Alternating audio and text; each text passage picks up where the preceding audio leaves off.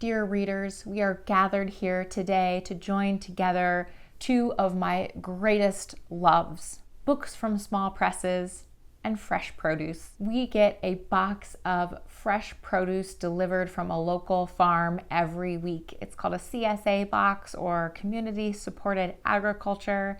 It's something we've done in years past, but we put it on hold for several years in a row because my husband said we were getting too much lettuce and it was a little bit hard to keep up. Decided to pause it for a couple of years, but we're back this year and better than ever. And these vegetables are just too beautiful to keep to myself. And the books I've been reading recently and the books I'm excited to get to soon are too great for me to keep to myself. I want to share both of these beautiful things with you.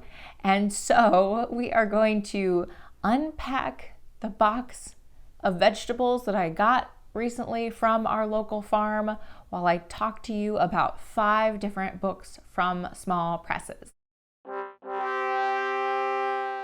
These 5 books are each from 5 different publishers, and they range from books I have finished recently to books I'm currently reading to books I'm excited to read in the near future.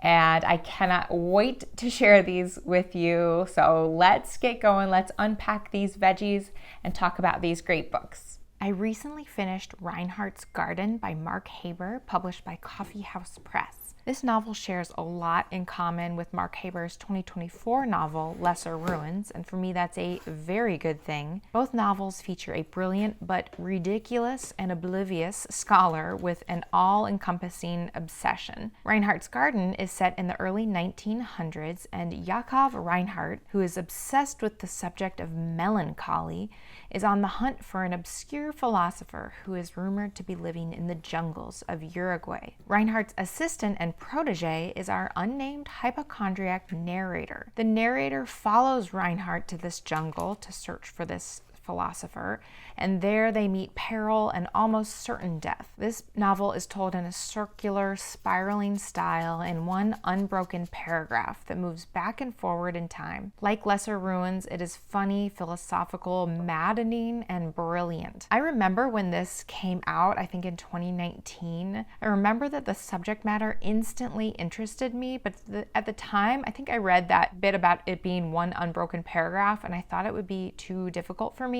I don't know if I've become a better reader or if this just wasn't as difficult as I feared. In any case, it was a delight, and you will be seeing me reading more books from Mark Haber in the very near future. Next up is the book I'm reading right now. It's Zone by Matthias Eynard, translated by Charlotte Mandel and published by Open Letter. Oddly, this book picks up almost right where Reinhardt's Garden leaves off. I can't explain exactly why without ruining the ending of Reinhardt's Garden, but let's just say that Reinhardt's Garden ends with the narrator's naively hopeful entrance into the 20th century, and Zone then says, LOL, let me show you exactly how the 20th century turns out, in one single, brutal, breathless, 517-page long sentence. Zone follows a French-born Croat who has been working as a spy for France, for the French government, for 15 years. The whole novel takes place on a single train ride from Milan to Rome, where Francis, the narrator, plans to deliver a suitcase full of secrets and then disappear with a new identity. During the train ride, Francis revisits his own memories of war and violence, as well as the history of war and atrocities in the Mediterranean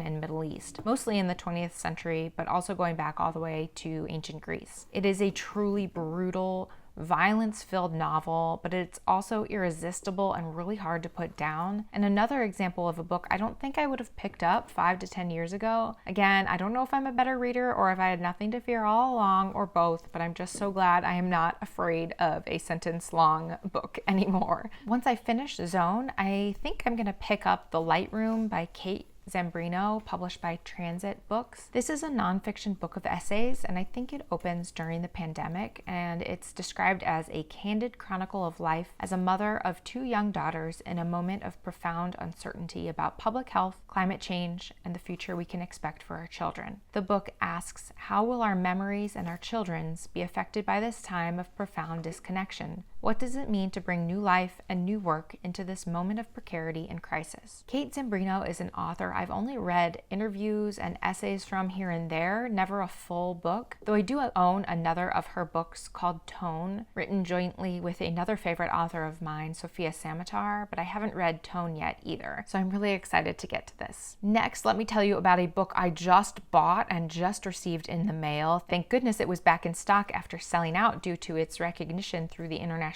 Booker shortlist this year.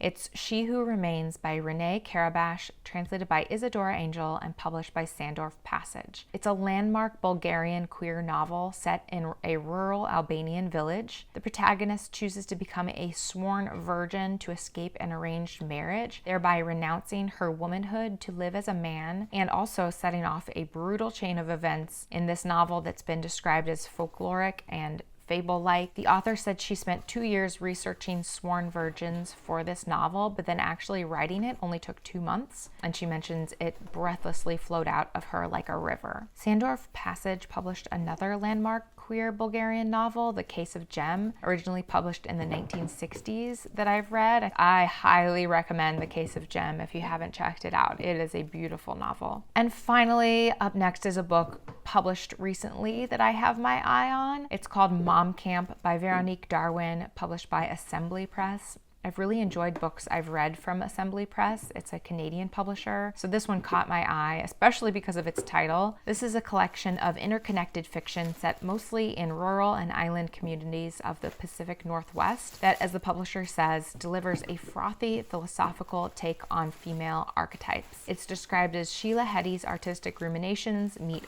Lauren Groff's short fiction. So if that sounds appealing to you, then you and I should be friends. So that's what I've been reading lately and plan on reading in the near future. To close out, here are some of the delicious meals we made with our veggies this week.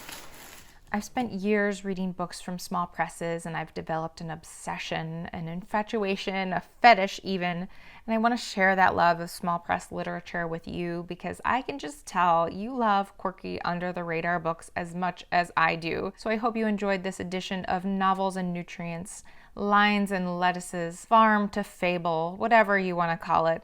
Let me know what you've been reading lately and what you've been eating lately. Romance and radishes, westerns and watercress.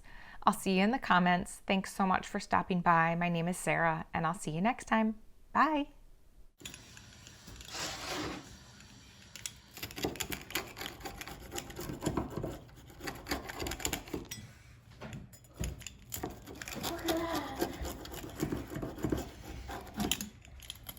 What do you think of this?